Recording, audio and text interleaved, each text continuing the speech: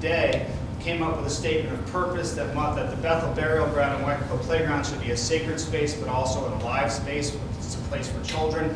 So we want to put both of these two things together, and our board is committed to putting resources into whatever commemorative, interpretive project we all decide on jointly. So my dream is to renovate the building also, and Reverend Tyler and I have talked for a while about putting a Richard Allen mural on that building.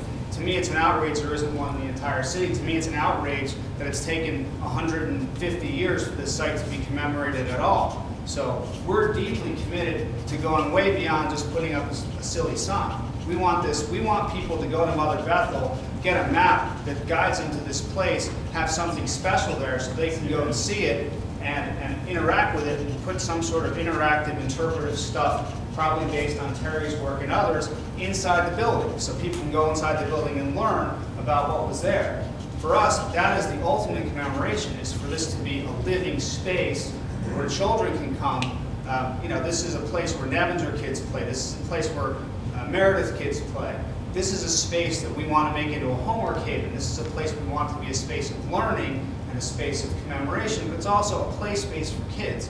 So those things have to be balanced out. And we have a very deep partnership with Mother Bethel in this, and that's how we're going to operate going forward. So, do you have any questions for me? I have a question. I guess there were historians in the room, and I'm just wondering, when did Mother Bethel become aware of this burial ground? Because so much of Black history is lost in Philadelphia. And I'm also wondering how the project will change now that this discovery has been made, and how collaborative will that be to the larger community? Again, it's a partnership with Mother Bethel. Mark Tyler is at the table for every conversation that's going on about this with the city. So, the city can better answer that question than I can. All I can tell you is from our little point of view of the neighborhood association, where we do have access to some resources, we're committed to using them in partnership with Mother Bethel to make sure that this becomes a truly commemorative space. I think Mark Falk can answer the question better about how the project design will change. I think that depends on how far down the graveyard is. Right now, I don't think they have to go much further than 3 feet to do the renovations we're talking about, right? Right, so let me address that again. Can I just add, I'm wondering, Sure. are there any state or federal regulations that impact on how this space is handled? Yes, as I've mentioned several times, we're sharing the documents with the Pennsylvania Historic and Museum Commission, PHMC. They have regulatory authority over cemeteries. They have received the Phase 1A report, and we consider it a draft report until we receive their comments. We work with PHMC on every cemetery, every site we work on. There are no federal oversights because this is not a federally designated site, and there's no federal money going into this project, so there's no federal oversight, but there is state involvement. And they've been our partner from the beginning. As soon as we began this project, one of the first calls we made was to our colleagues at PHMC to make them aware of the site. And in fact, they were already aware that it was a historical burial ground. They had this in their records as being a historical burial ground. So they were quite thrilled that we were beginning this project and engaging URS and doing the archaeological research, because that'll help support their knowledge base in Harrisburg. So. But again, to answer your question about how it might change, again, this teal line is the boundaries of the burial ground. We're not doing anything to the building as part of this work, as I said in my introduction, so we're not doing anything here, so we're not going to touch the ground or anything here. The tennis court, we're resurfacing the tennis court, but that doesn't mean that we're going down, so we don't have to dig down, we're simply resurfacing the tennis court. So that's this section here. The only two areas in the design that rest on top of the burial ground are what we call the natural play zone and this tree grove. So that's where the design will be most influenced by what we find in 1B. Again, right here is where that hand-dug pit was that you saw, which showed that we had about 3.5 feet of fill above the historical burial ground, which means we could disturb anything. We could dig out 3.5 feet and plant a shrub there and not touch anything below 3.5 feet or the historical burial ground. So once we get back the results, and you'll see these 4 red rectangles are the areas of Phase 1B, all of which these two sit within the historical burial ground. These span the border, so we can confirm where the border of the burial ground was. And again, that'll confirm the depth. And once we confirm the depth, then we know how much soil we have to work in to make sure that we don't disturb anything. So knowing how much depth we have knows how deep we can go with, a concrete footing to put in, like one of the logs that you saw. I think I'm just going to flip. No, it's a different presentation. I'm sorry. I have to go back to Anna's presentation. The kind of temporary, the natural play zone is to have some boulders in it and some fake logs for kids to climb on. That was part of it. Thank you, Anna. These elements. And we would just want to make sure that the little patch of concrete we need to pour at the base of this, so this is firm and safe for the kids to climb on, doesn't go down greater than 3 feet. Once that's confirmed, it doesn't go down greater than 2.5 feet or whatever 1B tells us. So that's how what we find in 1B will inform the design decisions we make for the eventual improvements at Weckerco. And I guess the land was sold and the money was used to purchase the building that we're in now. So we sold it some time ago, and that was in the church archives, and the story just kind of got lost over time. It wasn't something that people talked about. In fact, I used that playground with my children after school. I had no clue. And then I guess Mr. Buckalew's research was presented, and someone said, did you know this used to be a very... So it became like chatter on the playground after school, that this was a burial ground. And then, of course, the story unfolded from there. Why did someone refer to this as the most important African American burial ground in the world? I said Did you that. say that? Could you tell me why? Well, my wife's a scholar of African American studies, and she almost fell off her chair when she realized that she was living. She moved here from South Carolina, and she realized that she was living 3 blocks away from Mother Bethel AME Church, arguably the most important black church in the world. Right? It's the oldest piece of black-owned property in the United States, as far as I know. So that's why I say that it's a very important piece of property. It was, sold 130 years ago, but it's a very important piece of land, and to me, it's outrageous that it's never been acknowledged as such. So we're committed to doing that. And just one more question. You said that you will not disturb whatever remains are there. Right, yep. I'm sorry, I'm addressing. Sure. I'm addressing Of course, yes, everyone. please. So whoever has the answer to my question, it Yep. doesn't matter. But you said that the bodies would not be disturbed out Correct. of respect. Correct. But is that also because what does the state law say about what can be done to these remains and what cannot be done?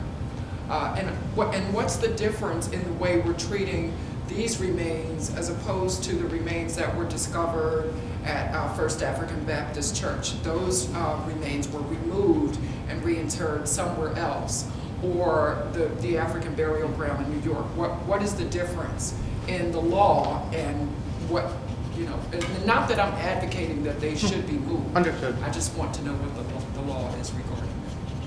And I don't know, I'm not an attorney, and I'm not our historic preservation officer. So I don't know what the actual law says. What I know the regulations do, it gives us some flexibility in how to approach this. The highest and best approach to this is to not to touch it. So what is considered the highest and most respectful approach to the remains at any cemetery is to not touch it. So we would like to think that we as the city, embodied through Parks and Recreation, have taken the highest possible, most ethical approach to these remains, which is to identify where they are, the boundaries of them, identify, as Kim said in her presentation, both laterally, horizontally, and vertically, find out the extent of the cemetery and stop.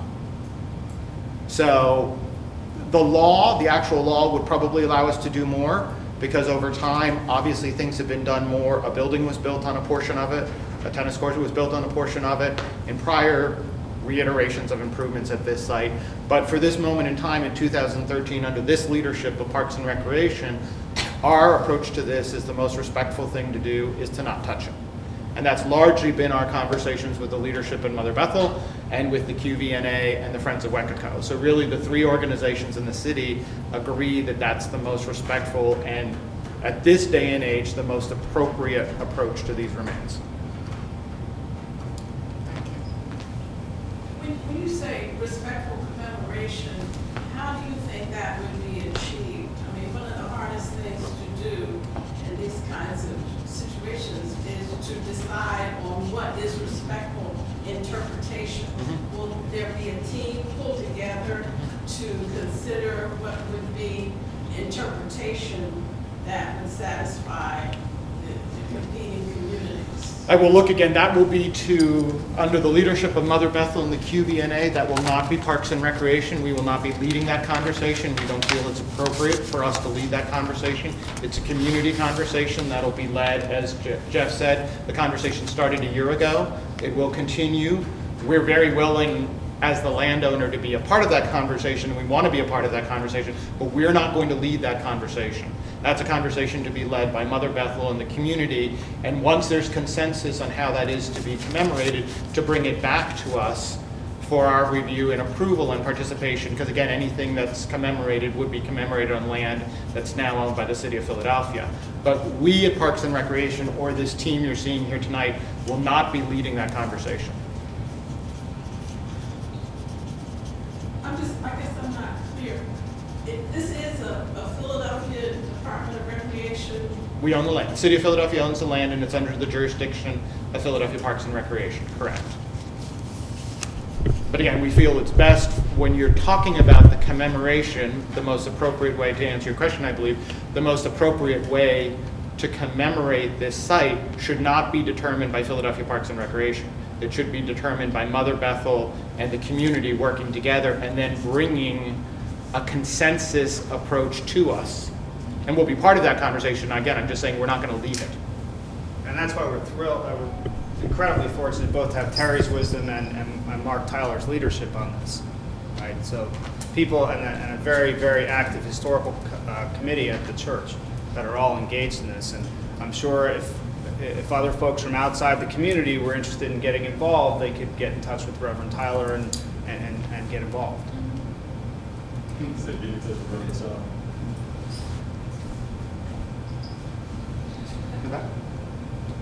Yeah, sir. I'm sorry. The gentleman behind you had his hand up first. Please. You spoke of backfill in the past having been used as a dumping area and rubbish from construction and what have you. Has there been any kind of certification that this wasn't at one point a brownfield? And are there anything, I asked before and I'm going to ask again, is there anything in place to either look for or take care of anything biologically hazardous that may come up? We haven't conducted any soil testing to confirm the presence or absence of Have you ground. considered the possibility? There's no documented history of anything that would lead us to believe that there was anything at this site that would have contamination in the soil in 2013. So traditionally, our approach to construction in Philadelphia is that we don't do extensive soil tests. This site has never had industry on it. We know that from the documentation that URS found. It was only, particularly this, I keep pointing at the map that's not there anymore, the southwest corner of the site was either burial ground or public open space. It was never anything else. Was it a slaughterhouse? What's that? Wasn't there a slaughterhouse? No.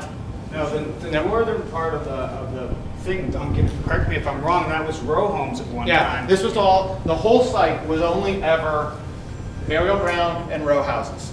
That's what all of the mapping, that whole series of mapping that Kim showed you at the beginning, it shows the individual row houses. So there's no documentation of any even like livestock agriculture or anything on this site.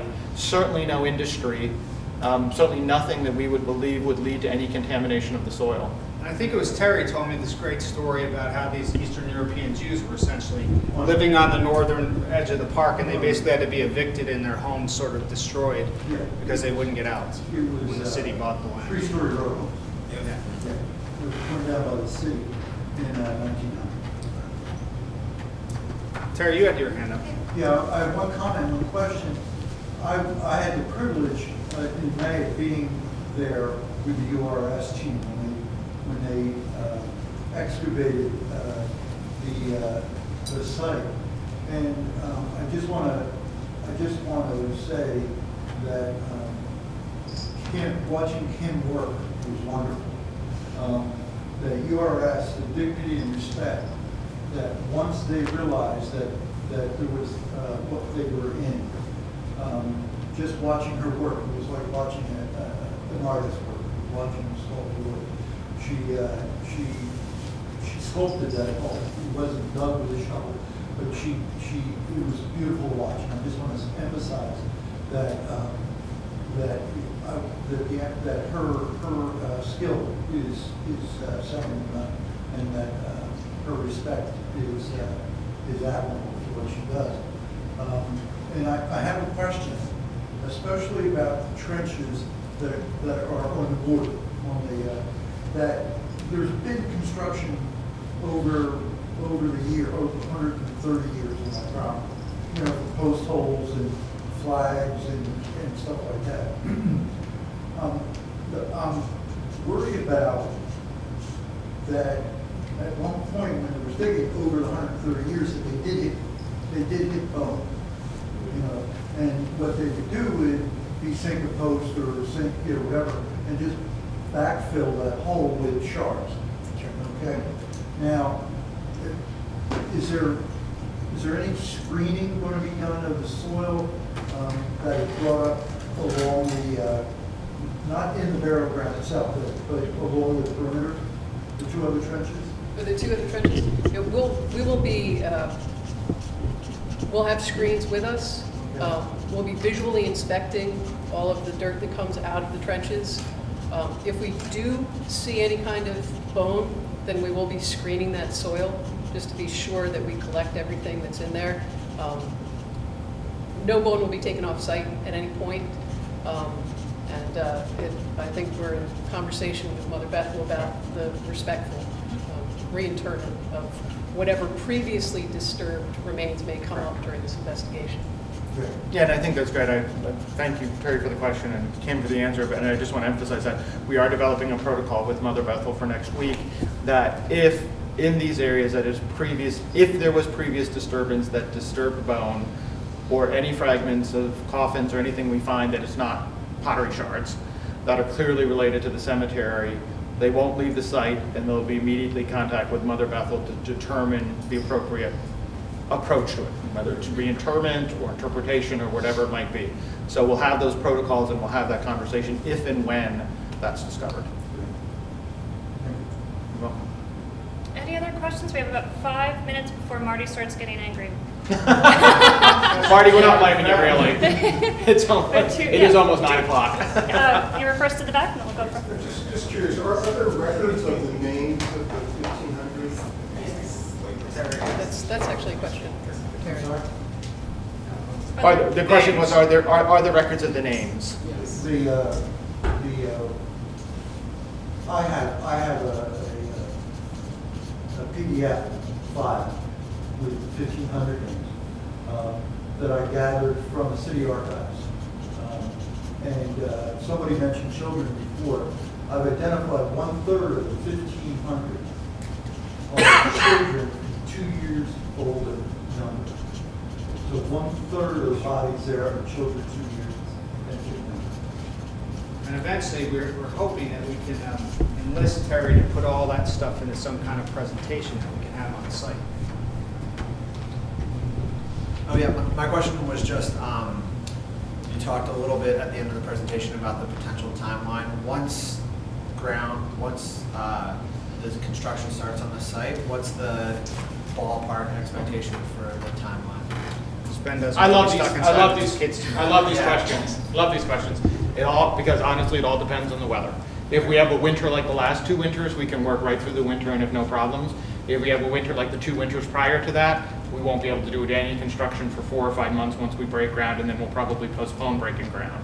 So we're looking at a groundbreaking in very late fall, early winter, and then getting into heavy construction in the spring. If we have a very mild winter, we can be in construction February, March. If we have a really harsh winter and the ground's frozen, then we're into a construction that starts a little bit later. Assuming that you can start and go continuously, what's the typical time frame from start to end? I can't tell you. 2 months, 3 months, 5 months, 6 months? I can't tell you that until we have a final design. Because in seriousness, I mean, what we need to know is what is exactly the slide we're getting and the lead time for those slides, what does exactly the light fixture look like. There's a lot of things that go into that lead time conversation. So when we come back in September with a final design and have all the components picked and know what the lead time is, clearly we'll share what the time frame is going to be before we start construction, but it's very premature for me to try and give you any sense of a time frame tonight. I should also mention that there is a review process. The water department does have a review process, so as we propose these stormwater management systems, we do have to go through the review process with that.